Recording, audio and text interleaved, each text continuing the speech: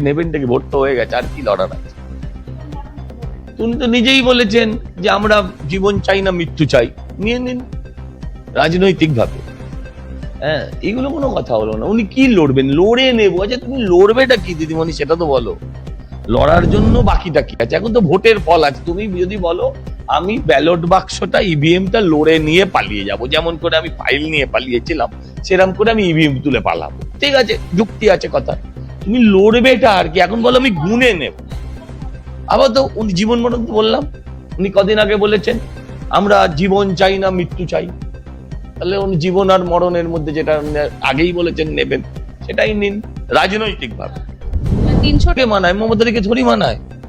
মমতাদির মুখে মদনদার ভাষা, আসলে এটাই ওদের ক্যারেক্টার আছে। মদিয়ে আর কি বলবো, এটাই হচ্ছে ওদের ক্যারেক্টার। মমতাদির মুখে মদনদার ভাষা, লজ্জা।